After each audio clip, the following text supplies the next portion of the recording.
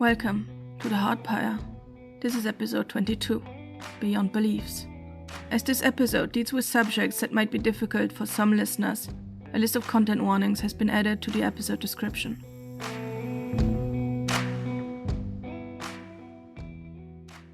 Something wasn't right. Roderick advanced towards her, slowly, as if his body was trying to resist its own motions. Rena stepped back, unsure of what to do, unsure of whether she should run away from her friend or not. Roderick? What's happening? He didn't respond or react. He simply continued advancing, his hand reaching out towards her, his face blank. Faster! Roderick's body jerked forward, his legs advancing first, his upper body having to catch up to the new speed. It overshot, and before he could reach Rena, he lost his balance and fell to the ground, his body never making an effort to catch itself as he fell, his right hand still reaching towards Rena. "Oh, stars! Are you alright?" She instinctively stepped forward, wanting to help him up, but quickly jumped back. His legs wriggled over the ground until they found a grip, pushing Roderick's body over the dirt towards Rena. His face lifted towards her, covered in mud. "What are you doing to him?" Rena turned to Silac. The yellow-green veins had completely covered his eyes, his pupils barely visible anymore.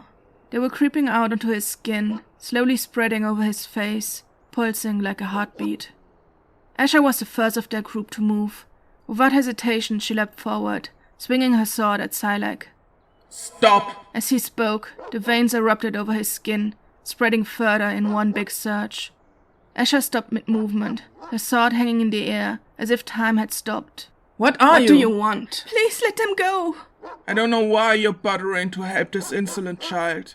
You are meddling in affairs that have nothing to do with you. You don't even realize how good your lives are in this province. Be grateful that you don't live in Red Hill or Jodan. Do you know what people have there? Nothing. What does that have to do with anything? No one recognizes the true strength of our homeland. The kingdom is destined for greatness. I am destined for greatness. But of course, our dear royal council doesn't understand this. They're all just chasing the newest gadgets, inventing ridiculous machines that defy the gods that they have scorned. They're worshipping steam now. Steam! Can you imagine that? A bit of water that lost all its form. They have turned their backs on our great and powerful gods. For that, of course our people are suffering if steam and coal and gas are their new masters. But you wouldn't know that, would you? Because they keep you ignorant and docile. Rena's cheeks ran red hot, but not because of Silac's aggression or the strangeness of the situation. She felt embarrassed. She'd always been proud of their little school in Ocean's Throw. Her parents had never had the opportunity to get an education in their own town, and her grandparents never had the opportunity to get one at all. Theirs was the first generation to profit from regular schooling that taught them how to read and calculate and about the kingdom's history. But Silac was talking about suffering, and Rena had no idea what he meant. She had barely heard about what happened in the Grey Isles, even though Velashta was right next to them. But if she truly looked at the anger lingering in Asha's heart, there had to be a lot she didn't know about. And even Finn had mentioned earlier that there was a lot their schools didn't teach them. She had put so much faith into their little school and Miss Kari, their teacher, and it had all turned out to be a lie. You speak of the greatness of the kingdom, and yet you ally yourself with an organization that burns down villages and kills hundreds of people. How is that not treason to the kingdom? Who are you to talk, Liberic? Is this not treason? The grandnephew of a high lord running away from his duties to join a troop of lowlives. But who would have expected anything else from you? No matter how high you hold your head, you'll never be able to hide the fact that your family simply didn't want you. Finn's jaw clenched tight, his whole body rigid. Kalani stepped forward until she stood before Finn, commandeering Silac's attention to her. What do you want, Silac? Or are you simply here to insult our families? From the corner of her eyes, Rena noticed that Logan had stepped back and was sneaking towards the left, keeping Asha's unmoving body between Silac and him. He moved slowly, keeping his eyes fixed on Silac, stopping any time the captain turned in his direction. Isn't it obvious?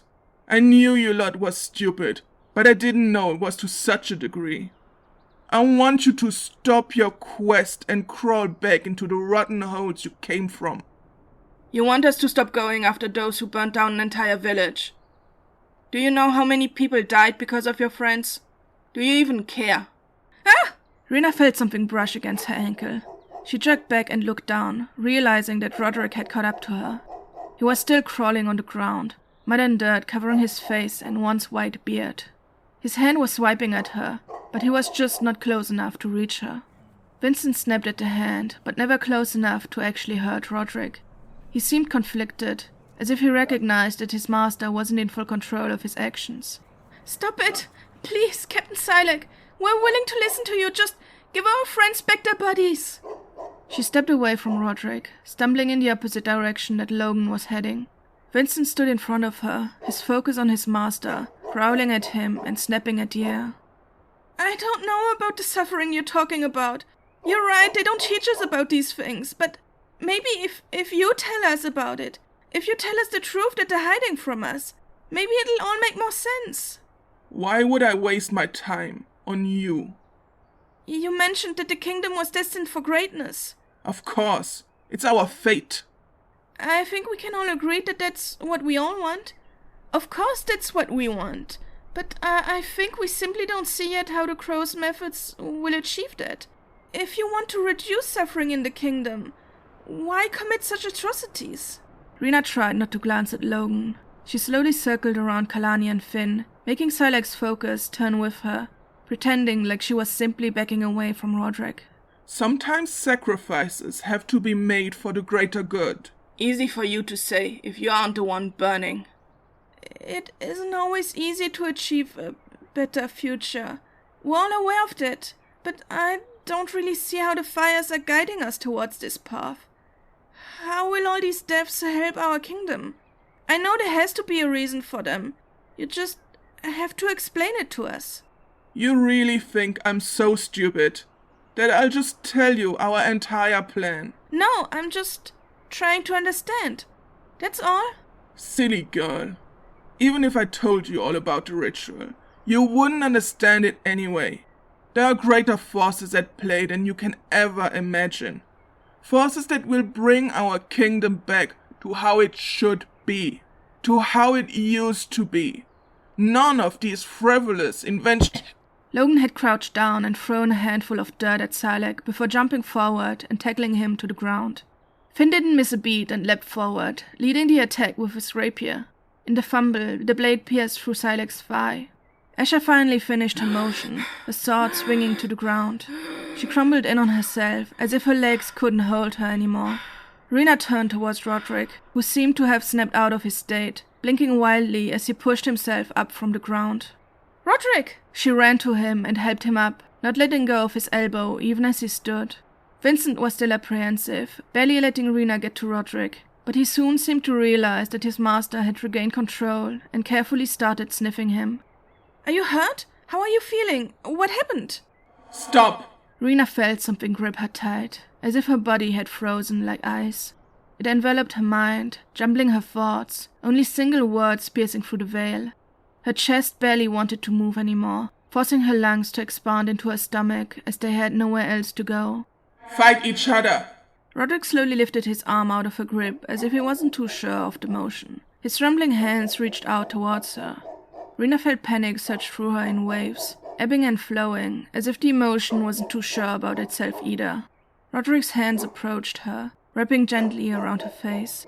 She was aware that she was staring him in the eyes, but she couldn't fully concentrate on it, as if her vision refused to stay focused.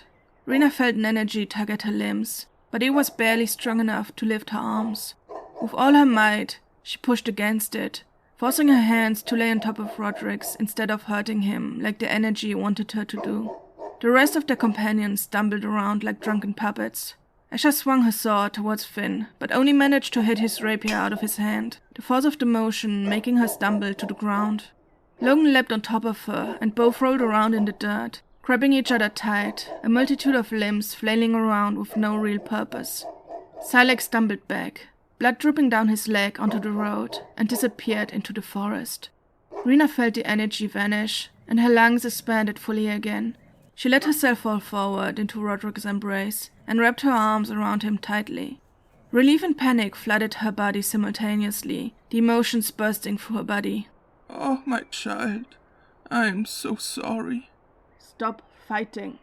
You look like toddlers quarreling over the last almond ball.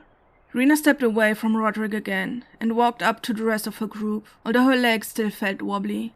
Her heart was hammering in her chest, her fingers prickly and ice cold. Kalani helped Usher up, but Logan stayed on the ground, arms and legs splayed out widely, mouth open as he stared at the sky. His right hand came to lay on his stomach where his wound was. Finn was crouching over his rapier, his hands wrapped tightly around his head again. What was that? I have absolutely no idea. I've never experienced something like this before. That fucker took over our bodies. How is that even possible? I almost choked to death because of him. Roderick, have you heard of something like this before? In legends and fables, abilities associated with the gods, but I never took them to be literal. Old stories always embellish reality. I never understood them to be an accurate representation of life. I don't know why he was able to control us like this. It doesn't comply with any known laws of the world. His face got all weird. Is that also something mentioned in the legends? Not that I'm aware of. I'm not sure if what he just did is even mentioned in these stories either. Just events that could be seen as similar. Beings with abilities beyond what any of us could do, but again, we are talking about legends and myths about the gods people prayed to several centuries ago. And I think we can all agree that these gods were never real beings. These stories are allegories for human struggles to explain phenomena they did not understand yet. Natural catastrophes, inequalities, human behavior that is out of the norm. Anything like this. It makes life easier to bear when you imagine there is a higher power responsible for such events. Honestly, most of those stories sound like some guy just started a rumor about themselves and it cascaded into some absurd fable. Asha picked up her sword and sat down on the ground, crossing her legs and placing the blade across her lap. And then we end up with a million different gods because everyone was chasing that same fame. Gods of house pets and broken toenails and green olives.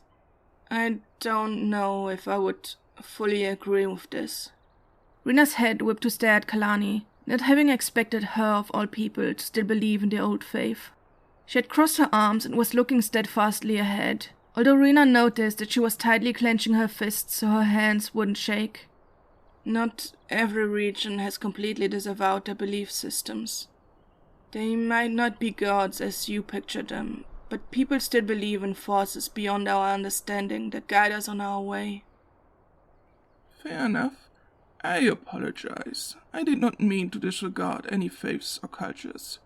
My statement might have been a bit harsh.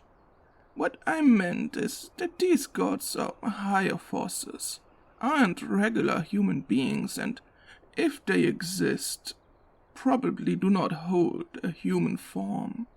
Crazy thought, but it still kinda sounds like Silex is trying to become a god.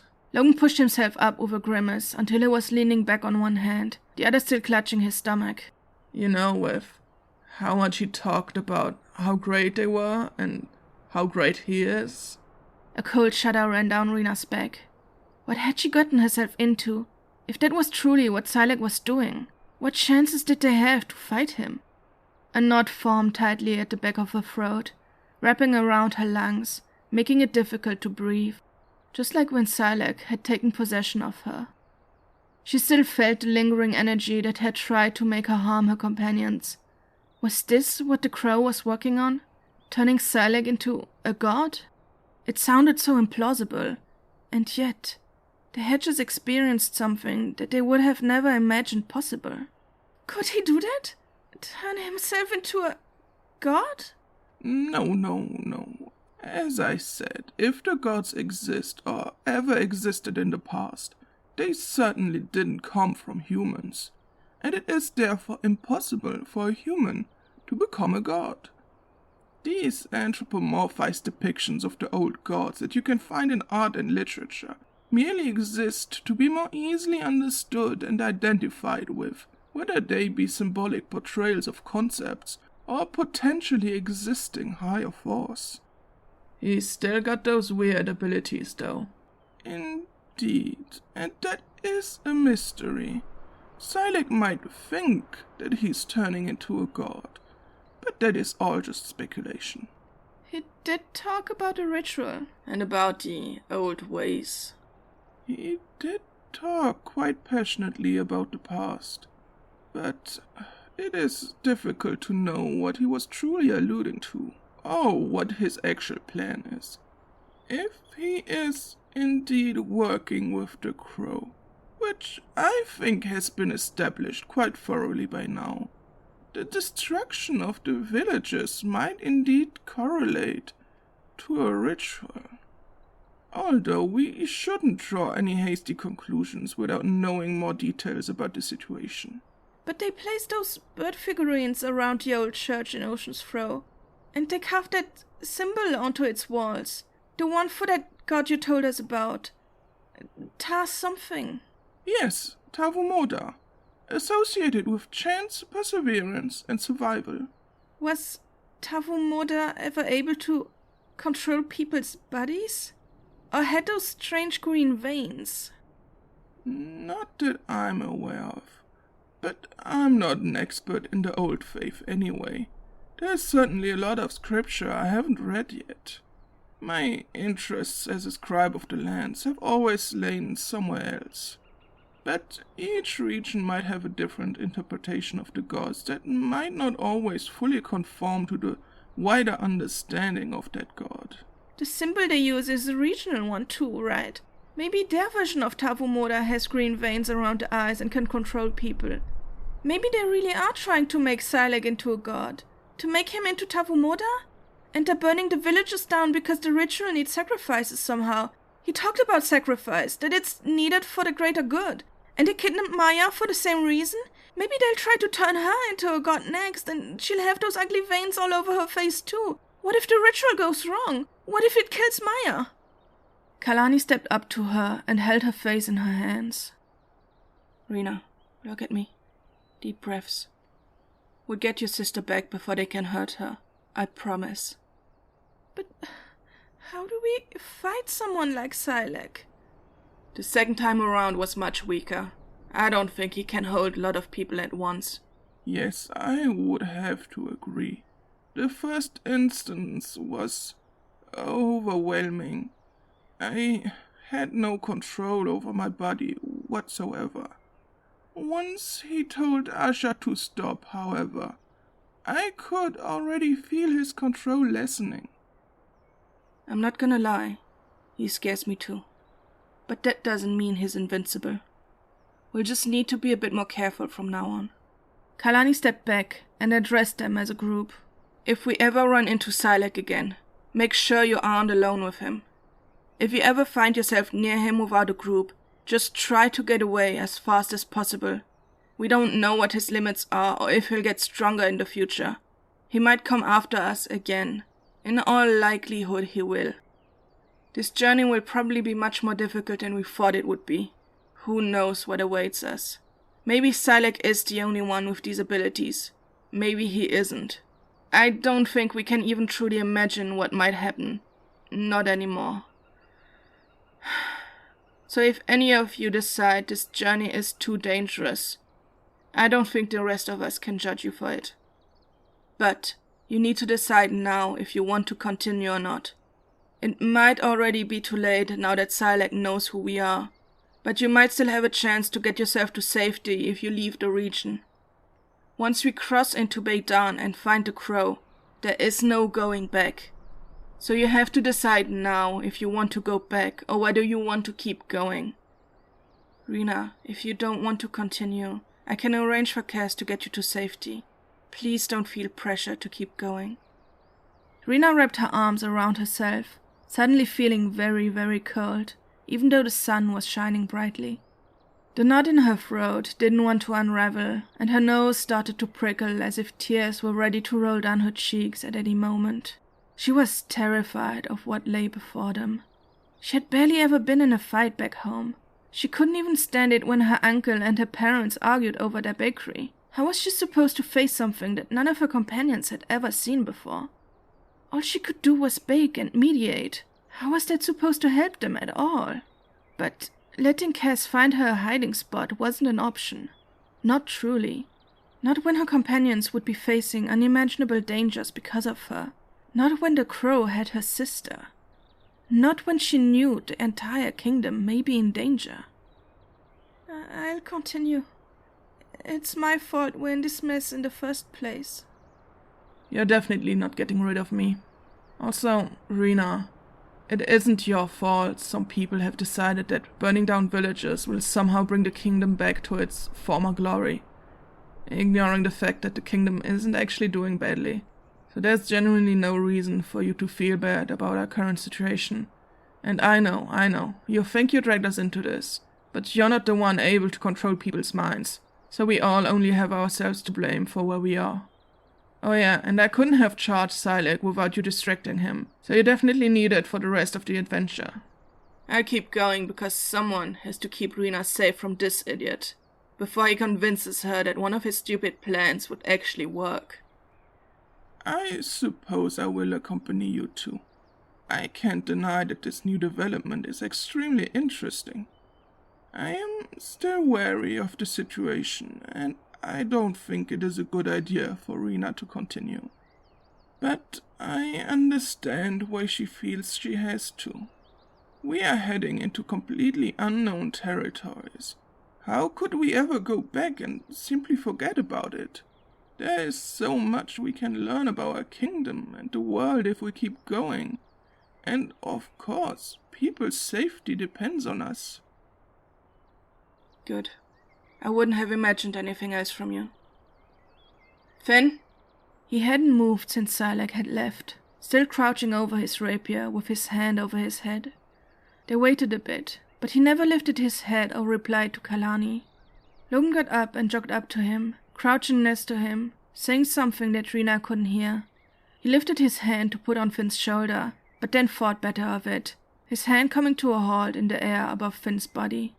Finn slowly unwrapped his arms and stared straight ahead, eyes wide, his face blank. He picked up his rapier and stood up, his body rigid. Logan stood up with him, his hand still hovering near Finn's body, talking to him in a low voice. Finn nodded and turned to walk up to the rest of the group, his eyes fixed on the ground, unblinking. He came to stand between Kalani and Asha and nodded once. All right, we're all on the same page. We don't have time to fix Roderick's caravan. I'm sorry, but we'll have to abandon it here. Yes, I knew that would be the case. I'm not sure it would even be salvageable. It has been a good companion on my journey so far. It is time for it to rest now. We should take a quick look inside, get everything that could be useful, and then we'll take the other wagon to get over the border. Don't encumber yourself too much. We won't be keeping the wagon for too long. Finn's right. Even if we disguise it as best as we can, there simply aren't enough of these machines around not to draw any attention to us. But we need to get out of here without exhausting ourselves, and this is the best option for now. Roderick stepped into the caravan first, handing anything he found essential to Asha, who distributed it on the ground around them. Most of it, however, would be of no use to them, even if Roderick insisted that they were all invaluable. They filled one knapsack with all the food they found, using the opportunity to eat a light lunch. Another knapsack was filled with clothes, smaller items that might be useful on their journey, and Roderick's notebook that he refused to leave behind. The rest would have to be abandoned with the caravan, although Kalani agreed to load some of the fancier trinkets into the caravan after Logan pointed out they could sell them in the next village, to Roderick's dismay. They had also found a dress with the red vest Rena had gotten from Valentina the first time she had stayed in Halvin. She picked it up and clutched it tightly to her face, breathing it in. She stepped away from the caravan, letting the others circle around the carpet of items they had created to debate about the value of each of them.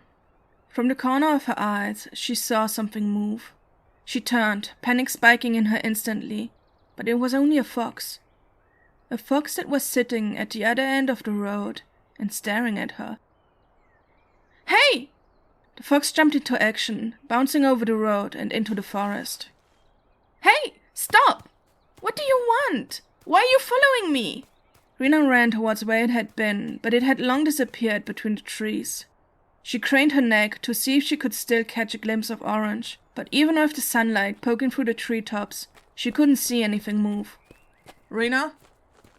What's going on? Did you see someone? "The fox! There's a fox that's following me around. It was in the plains and in the archives and in the forest near Ocean's Throw, and it just stood right here." What? "I told you about it in the archives. When you were talking to those ladies, it just keeps sitting there and staring at me, and then it just runs away. I don't know what it wants. It just keeps showing up everywhere." A fox? "Yes." Do we think that's another ally of the crow that can transform into animals and is spying on us? Let's not go that far. Next time you see it, tell one of us, okay? Okay. I think we're done with Roderick's caravan. We should get out of here. I don't want Silac to show up again with more people.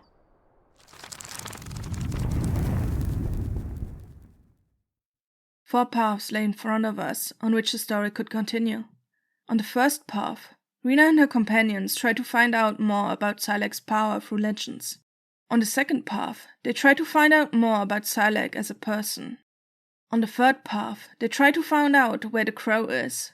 On the fourth path, they tried to find out more about what the crow is planning. You can cast your vote by going to the show's Twitter page, the Tumblr page, or on theheartpire.com. You have until the 4th of January to cast your vote. If you're listening to the episode the week it comes out, you can get the novelisation of Season 1, A Searing Faith, as an ebook for 99 cents until the end of the year. I'll leave a link to it in the episode description. If you like this podcast, consider leaving a review or supporting it on Ko-fi or Patreon. One of the tiers on Patreon lets you vote for the alternative timeline, in which you can make Rena take a different path. You can find transcripts for each episode, character art, and a map of the kingdom on theheartpire.com. The intro music is Lonely Dusty Trail by John Prestone.